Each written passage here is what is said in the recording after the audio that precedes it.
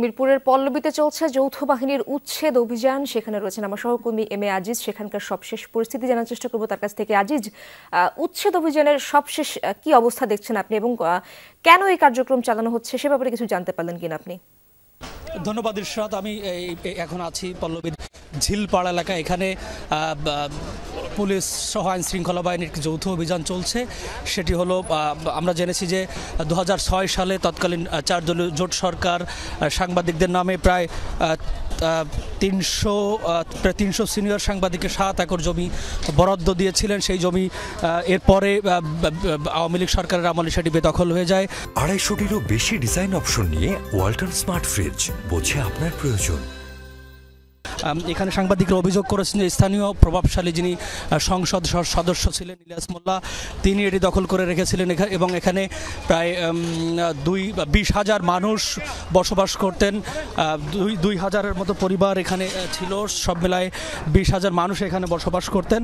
তো আমাদেরকে সাংবাদিক নেতা যারা এখানে এসেছেন তারা আমাদেরকে জানিয়েছেন যে 2006 সালে বিএনপি চেয়ারপারসন খালেদা জিয়া দলমত নির্বিশেষে 300 সিনিয়র সাংবাদিককে এখানে আবাসনের জন্য জমি বরাদ্দ দেন এবং তারপর থেকে জমিটি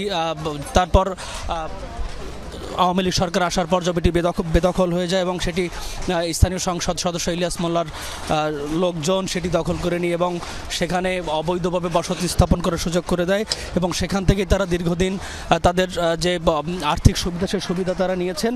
এবং তারপরে এই গত 5 আগস্টের পর আওয়ামী লীগ সরকার পতনের পর সিনিয়র সাংবাদিকরা সেটি সরকারের সংশ্লিষ্ট কর্তৃপক্ষে আবেদন জানায় যে তাদের যে জমি বরাদ্দ দেওয়া ছিল সেই জমি যেন তাদেরকে ফিরিয়ে দেওয়া হয়। তারপরেই মূলত জাতীয় গ্রাহণ কর্তৃপক্ষ এখানে উচ্ছেদ অভিযান শুরু করে। তবে এখানে যারা বসবাস করছিলেন তারাও আমাদের কাছে বেশ কিছু অভিযোগ করেছেন। তারা বলছেন যে তাদেরকে অভিযানের আগে যথেষ্ট পরিমাণ সময় দেওয়া হয়নি এবং তাদেরকে জানানো হয়নি যে অভিযান চালানো হবে।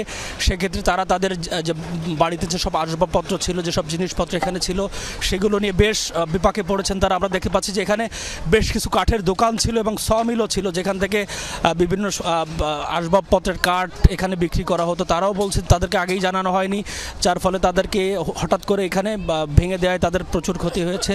এবং এর পাশাপাশি যারা এখানে বসবাস করতেন তারা আমাদেরকে জানিয়েছেন যে তাদের বাড়িঘর ভেঙে দেওয়ায় তারা এখন বেশ বিপাকে পড়েছেন এবং তারা বলছেন যে তাদের এখন আর অবশিষ্ট বলে কিছু নাই। তবে যে যতটুকু আমরা দেখতে পাচ্ছি যে যতটুকু পেরেছেন এখান থেকে তাদের জিনিসপত্র সরিয়ে নিচ্ছেন।